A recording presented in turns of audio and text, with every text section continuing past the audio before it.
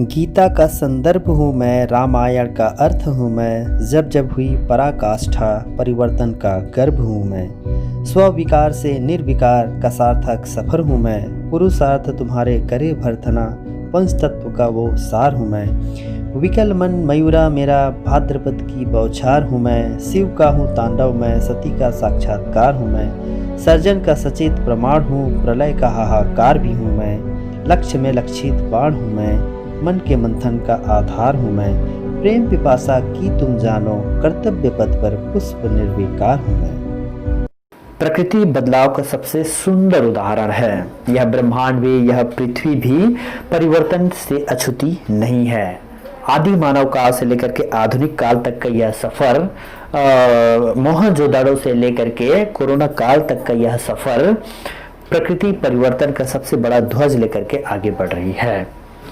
एक बच्चा भी एक जैसी दिनचर्या से उब जाता है, उसे भी कुछ नयापन चाहिए। इसीलिए तो कहा गया है कि राय बदलती रहती है, विचार बदलते रहते हैं, समय बदलता रहता है, दुनिया बदलती रहती है, मनुष्य बदलता रहता है, साथ ही साथ मनुष्य का स्वभाव भी बदलता रहता है। अब प्रश्न है कि जीवन में बदलाव क्यों जरूरी है।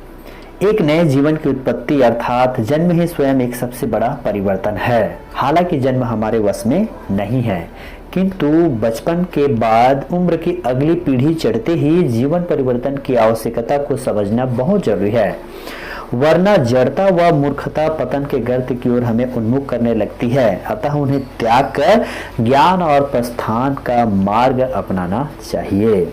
जिस प्रकार बहती नदी की तुलना में एक ठहरा हुआ तालाब का पानी ज्यादा दूषित होता है, उससे सड़ांध ज्यादा आने लगती है, इसी तरह से अगर हम परिवर्तन को स्वीकार नहीं करते, एक जैसे जीवन शैली को अपनाकर स्थिर हो जाते हैं, तो हमारे व्यक्तित्व से भी वो सड़ांध आने लगती है। अतः बदलाव आवश्यक है। ठीक उसी तरह से जैसे नदी घाटी पर्वतों से होकर के राह में आने वाली बाधाओं को, मुश्किलों को पार करते हुए अंत में समुद्र में जाकर के मिल जाती है और हमें बस यही संदेश देती है कि बहते रहो। और यह इसका कहने का तात्पर्य यह है कि हमारे मार्ग में बहुत सारे बाधाएं आएंगी, मुश्किलें आएंगी, उन सबको पार करते हुए नदी के पानी की तरह हमें जीवन में भी आगे बढ़ते जाना है और परिवर्तन से घबराना नहीं है, डरना नहीं है, बल्कि उनसे सीख लेकर आगे की ओर बढ़ते जाना है।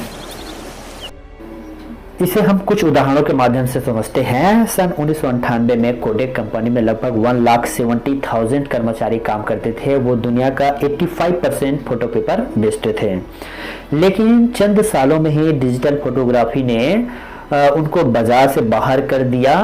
कंपनी दिवालिया हो गई, उनके सारे कर्मचारी सड़क पर आ गए। क्या उनकी क्वालिटी में कोई कमी थी? नहीं थी। ऐसे भी बहुत सारे मल्टीनेशनल कंपनियां थे जिनके प्रोडक्ट के क्वालिटी में किसी तरह की कमी नहीं थी, लेकिन फिर भी वो आज बाजार से गायब हैं। जैसे घड़ी में HMT है, इसी तरह से स्कूटर में बजाज के scooters, Dyanora TV, Murphy radio and Nokia mobile, राजदूत बाइक और एम्बेसडर कार, इन सबके क्वालिटी में किसी तरह कोई कमी नहीं थी, लेकिन आज वो बाजार से गायब है। कारण एक ही है, उन्होंने समय के साथ अपने आप को बदलाव नहीं किया। आपको पता है कि बीते 10 सालों में कितने परिवर्तन आया है और आगे आने वाले 10 सालों में कितना परिवर्तन आएगा। आज जो हमारी जरूरतें हैं, 10 साल बाद क्या जरूरतें वही रहेंगी, वो बदल जाएंगी। इसलिए आज जो काम कर रहे लगभग 70% उद्योग धंधे बाजार से गायब हो जाएंगे। अगर हम भी अपने आप को बदलते समय के साथ अपने आप को अपडेट नहीं करेंगे, अपग्रेड नहीं करेंगे, तो बहुत ही आउटडेटेड हो जाएंगे, ओल्ड वर्जन हो जाएंगे, जिसे आज का जनरेशन स्वीकार नहीं करेगा। चौथी औद्योगिक क्रांति में आपका स्वागत है। ओला और उबेर केवल एक सॉफ्टवेयर है जिनके पास अपना खुद का भी एक कार नहीं है, लेकिन वो दुनिया के सबसे बड़ी टैक्सी नेटवर्कों को संचालित करते हैं। एयरबीएनबी दुनिया की सबसे बड़ी होटल कंपनी है जिसके पास अपना खुद का भी एक होटल नहीं है। इसी तरह से जियो, जिसे 2-3 साल पहले कोई जानता नहीं था, इसने बहुत ही कम समय में इंटरनेट, फ्री वॉइस कॉल जैसे बेहतरीन सुविधा दे करके पहले से बाजार में मौजूद एयरटेल और वोडाफोन के सामने बहुत बड़ी चुनौती पेश की है और बाजार से आज उनकी छुट्टी कर दी है। इसी प्रकार से पेटीएम, फोन पे और ओयो रूम जैसे अनेक उदाहरण हमारे सामने हैं। यूएस में आने वाले 10 वर्षों में युवा वकीलों का कोई काम नहीं रह जाएगा, क्योंकि आईबीएम वाटसन जो कि एक सॉफ्टवेयर है बेहतर लीगल एडवाइस देता है। आने वाले 10 वर्षों में सर जो 90% वकील है वो बेरोजगार हो जाएंगे और जो 10% बचेंगे वो सुपर स्पेशलिस्ट वकील होंगे। इसी तरह से आने वाले समय में बाजार से 90% कार गायब हो जाएंगे और जो 10% बचेंगे वो केवल इलेक्ट्रिक कार होंगे या हाइब्रिड कार होंगे। आज से 5 से 10 साल पहले ऐसे कोई जगह नहीं बचती थी जहां पर एसटीडी पीसीओ नहीं पाए जाते थे।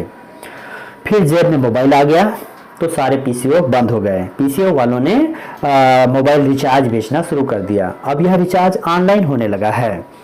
तो आपने ध्यान दिया होगा कि आजकल बाजार में हर तीसरा दुकान मोबाइल कंपनी की है, चाहे वो सेल हो, सर्विस हो, मेंटेनेंस हो, रिपेयर हो, एसेसरीज हो, यहाँ तक कि आज हम टिकटिंग, गैस रिफिलिंग, बैंकिंग, यहाँ तक कि ग्रोसरी आइटम सब कुछ मोबाइल से ही खरीदे जाते हैं।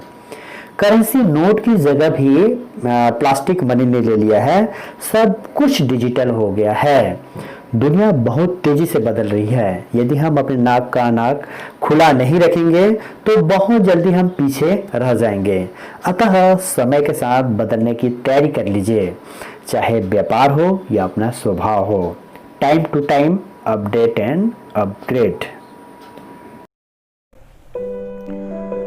कोशिश है बदलाव की, कोशिश है बदलाव की, आगे बढ़े सब, अब बात न हो ठहराव की। कोशिश है बदलाव की, कोशिश है बदलाव की। शिक्षा से सबका हो सुनहरा पल, हिस्से में सबके आए सुख भरा पल। जीवन के इस पथ में डिगे न तू, बात हो जहां सत असत के चुनाव की।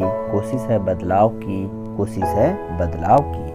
तू ही तो है राष्ट्र का निर्माता, तू ही तो है भारत का भाग्य विधाता। जीत ले तू तन्हा है इस जग को, न देख राह किसी कश्ती की नाव की। कोशिश है बदलाव की, कोशिश है बदलाव की। होगा पूरा हर सपना, तू प्रयास तो कर। तुझमें है शक्ति वो, तू एहसास तो कर। हाथों को हथियार बना, खुद को तू तैयार तो कर। परवाह न कर सहयोग की अभाव की। कोशिश है बदलाव की, कोशिश है बदलाव की। मेहनत से नक्शा ये बदलना है, मेहनत से नक्शा ये बदलना है। अंधेरों से सूरज सा निकलना है। रोके से तू रुकेगा ना, पथ से तू हटेगा ना। अलग एक जगह दो ज्ञान के लगाव की, ज्ञान के लगाव की। कोशिश है बदलाव की, कोशिश है बदलाव की।